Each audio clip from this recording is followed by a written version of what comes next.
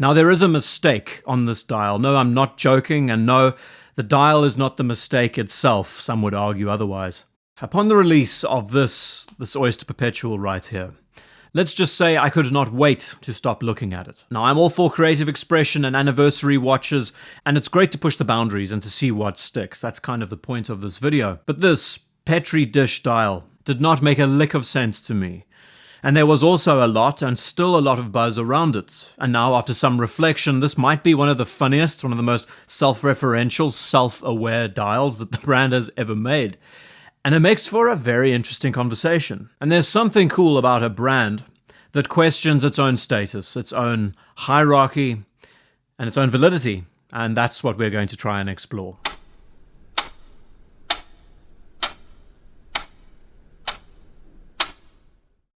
Every brand that we know has made an ugly watch in its time, some of our most beloved brands. Many will say that the use of the word ugly with a watch is subjective, that it's all in the eyes of the beholder. But I think the majority will also say different.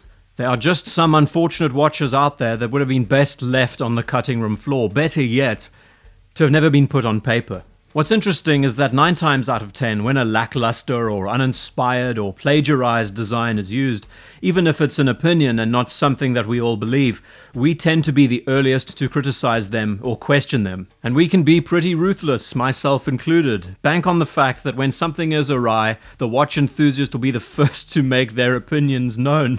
Now, Rolex has made more than their fair share of ugly watches in the past, and they have been ridiculed for doing so, like any other brand.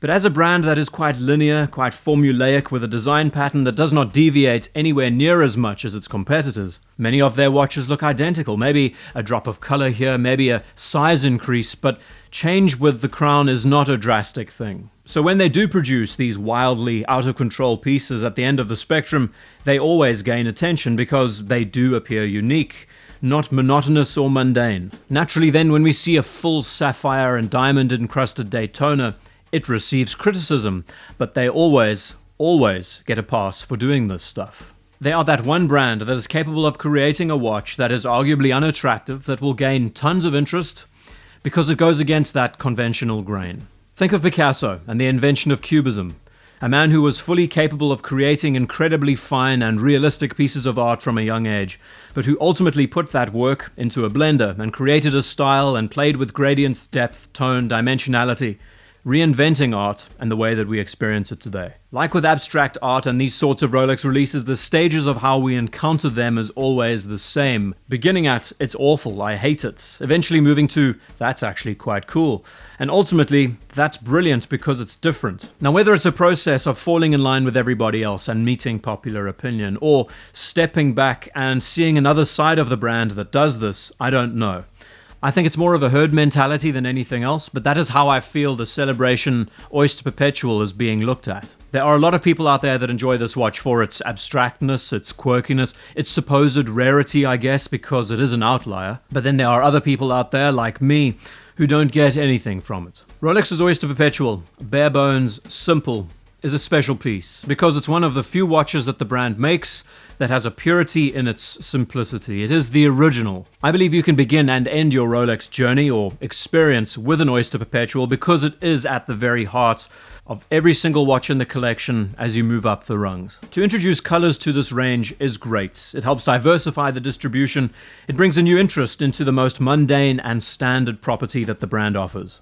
And it also makes them far more interesting at a glance, and I think this was done intentionally to sell multiple colors and sizes to the same buyer, diversifying what you have and giving you a choice of color per day, per season. The unexpected part was the landslide that the Oyster Perpetual color craze created. Not even Rolex expected it. Demand for them was so high that their prices shot through the roof on the secondary market, stocks were non-existent, and they are still looked at with interest today. We fast forward and now some of the most successful color dial models have been discontinued, like the Tiffany Blue, the Camel Yellow, I don't know what they call that one. So what happens when you reach the top? What do you start doing? You have nobody to compare yourself with, so odds are you will start questioning yourself. You will start questioning why you're here and nobody else is.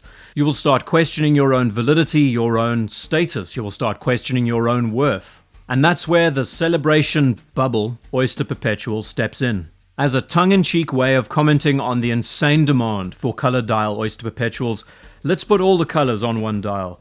Give the customer what they want, but in a twist, it'll be more desirable than any one other color. Using bubbles as the choice could also be seen as something metatextual, Rolex commenting on their own bubble. The use of the Tiffany dial, the most desirable dial as the base plate, was a deliberate one, and the watch ends up being far more playful and garish than ever before. Does it need to look attractive? No, I don't think that was the point. It was supposed to be abstract and was made to start these sorts of debates and talks that we are having. Now, there is a mistake on this dial. No, I'm not joking, and no, the dial is not the mistake itself. Some would argue otherwise. But there is in fact an error with how these bubbles have been placed. Can you believe it?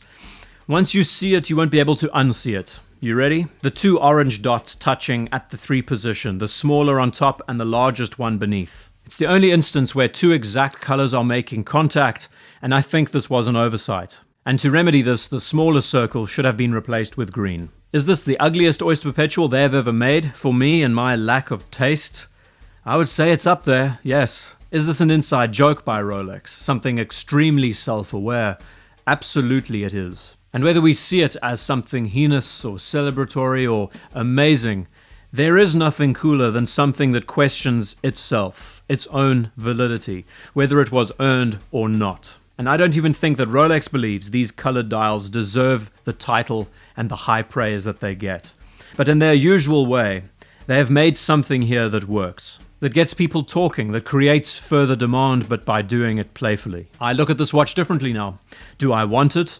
No. Do I like it? No. But I see it for what it is now more than ever. Something self-reflective, something that's self-deprecating, that's fun. Effervescent.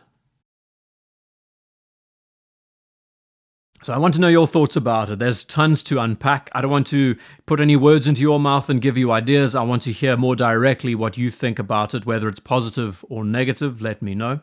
Thank you for taking the time to watch this video. See you in the next one.